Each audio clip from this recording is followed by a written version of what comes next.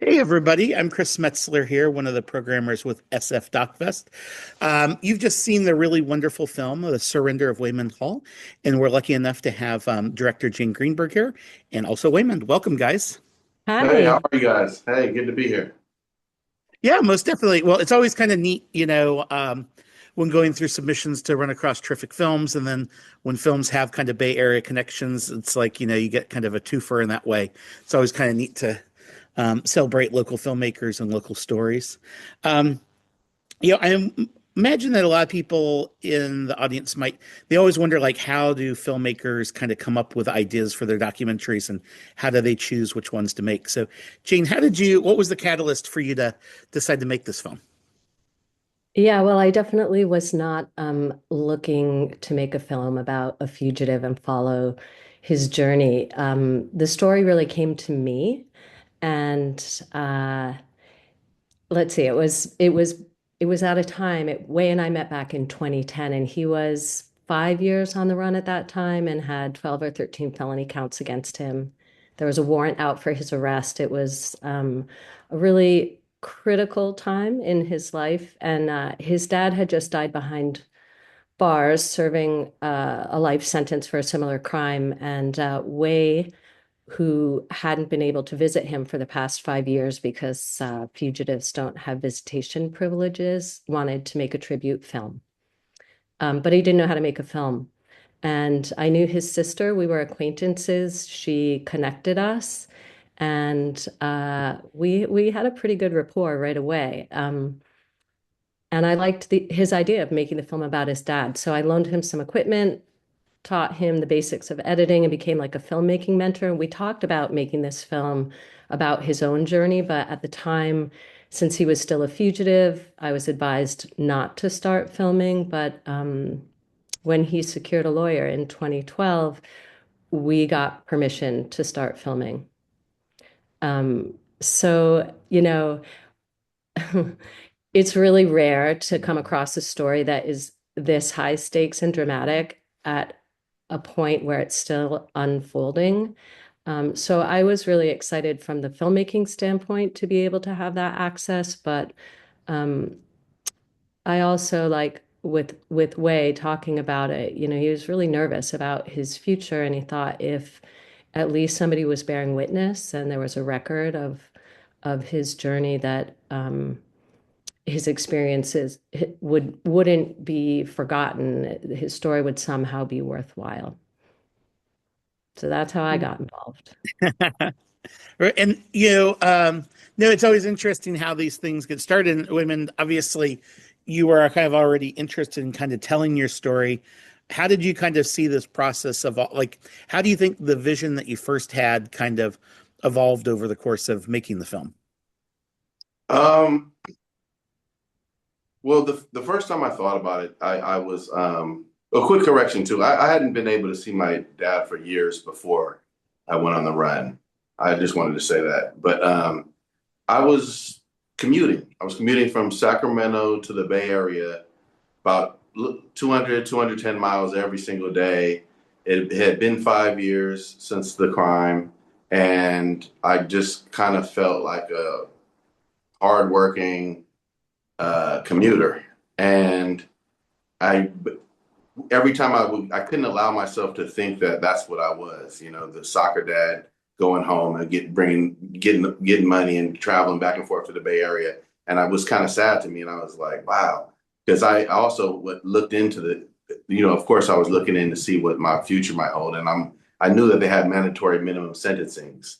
So I was like, well, for sure, I'm whenever I get caught or yeah, at that time I thought probably I wasn't ready to turn myself in, but I just thought that there was a story to tell. I thought that if like my mom and her book group could like watch this story, or there's other book groups, there's other people out there, if they could like see the difference between a 25-year-old and a 30-year-old with a family, that they might be a little bit more discretionary for the judge, and they might be. I kind of thought like I wish there wasn't mandatory minimum sentencing. I thought that if a judge could see my case, or if the people could vote and just kind of see like I'm not the same person I was then.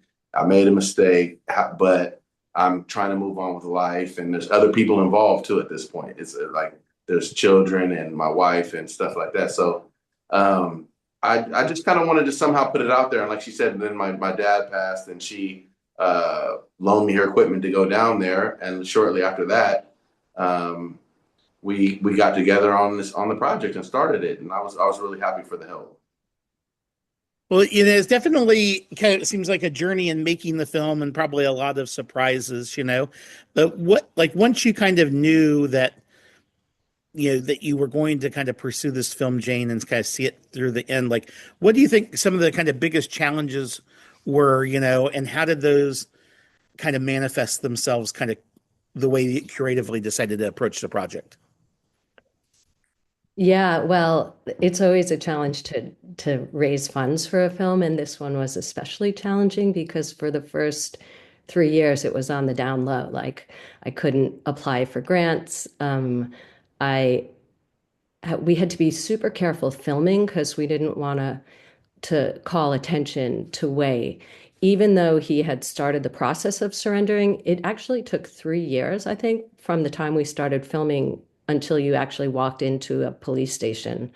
Um, there was a lot of back and forth between his lawyer and the prosecutor. So we had to be careful filming. So that was challenging. And I had no money. So um, basically it was, the obvious challenges of having a one person crew and no money.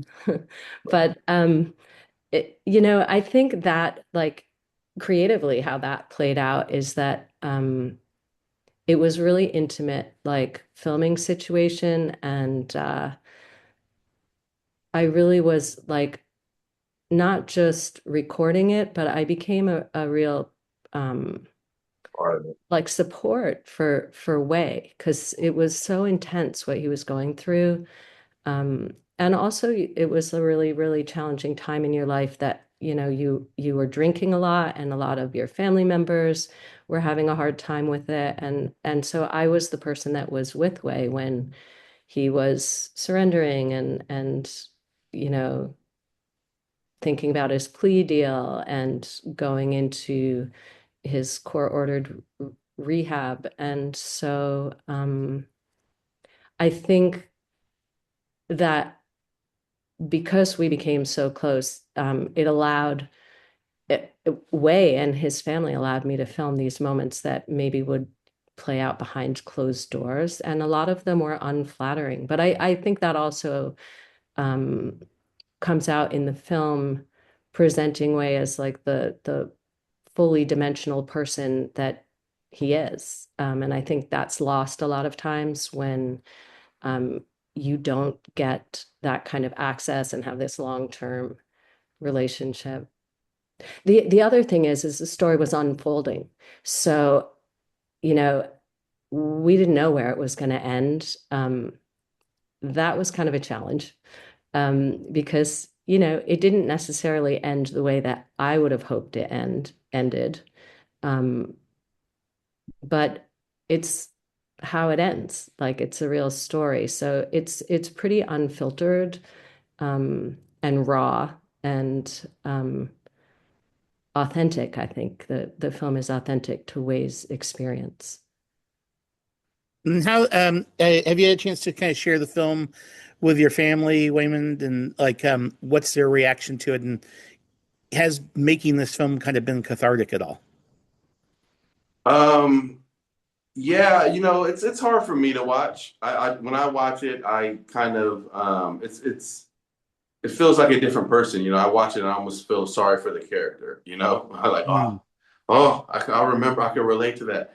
But I'd say I think a lot of my mom, I think she kind of feels that way as well. It's difficult because we're airing out our dirty laundry in a lot of ways.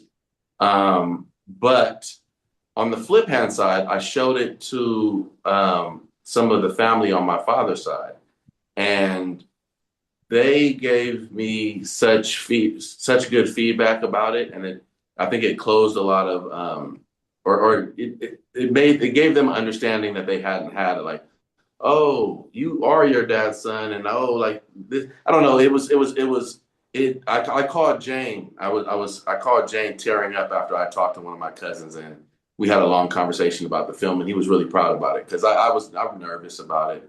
And when he gave me positive feedback and like we had a closer understanding than we had before, I'd say that really kind of made it all worth it. And I hope, and again, I as hard as it is to share, I'm hoping that there'll be other people who feel that way. And I know there's going to be both Yeah. sides.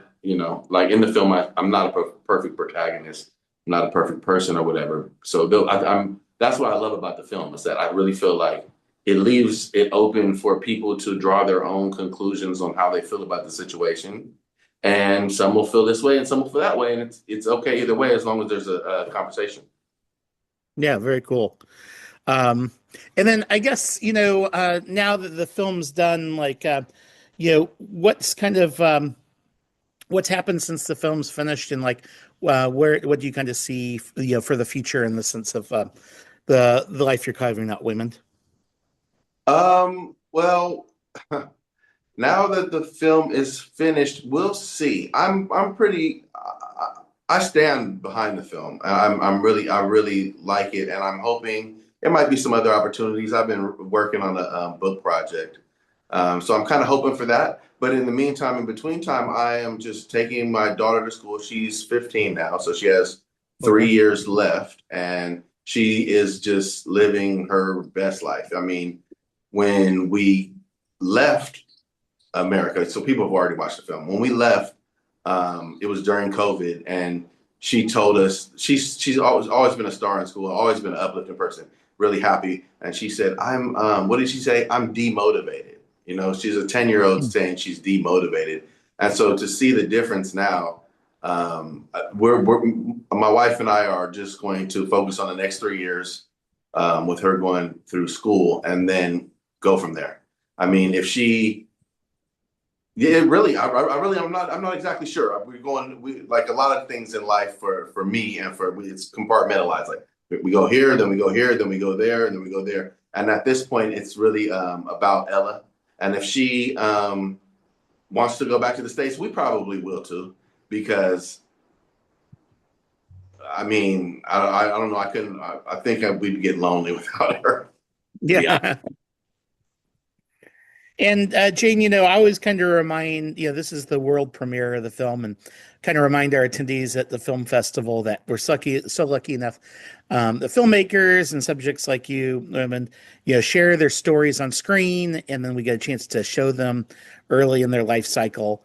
And so, for the films that resonate with us as an audience, it's their job is to kind of be the grassroots street team of like talk about the film and share it. Like, what are ways that people can continue to follow each of your works and also kind of help kind of spread the word about the movie? Well, that's a great question. I'm not exactly sure how to answer. That's a good one. Yeah, when we started making this film, it really like I was proposing it as like a, like more of an activist impact action, take action, let's change sentencing laws, let's think about Re- punishment in a different Rehabilitation, yeah. justice. Yeah. Um, and the story is complicated. There's so many gray areas. It's not like there's not like a real clear line as to how this film is useful. And I've had a screening at UC Berkeley, and the students, I mean, Way was there also by Zoom, and the students were so enthusiastic. There's so many questions, and I think that the film doesn't have like a really neat ending where things are wrapped up with a bow and there's a lot of closure. I think it's really open-ended, and it leaves audiences thinking, which is the point that you want your audiences to think about the film after they're done watching it.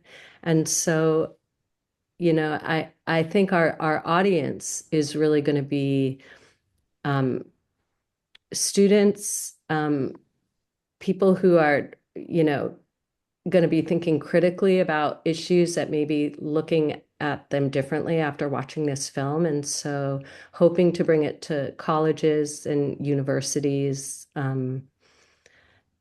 We don't have an impact budget, but it's going to be grassroots from both of our ends, trying to get this film out there.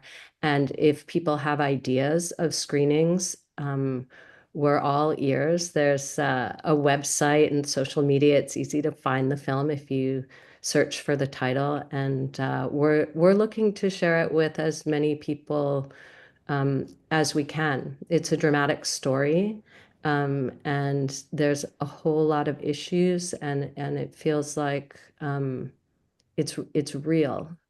So we'll see. Right now, we're hoping to get into more festivals and get some reviews and get the word out. Very cool. Well, thanks again for making the film, Jane and Women. Thanks for being on this journey and sharing your story. And just really neat to have you both as part of SF Doc Fest. Thank you so much for Very much putting this appreciate on. it so much, sir. Yeah. Most definitely. Thank you.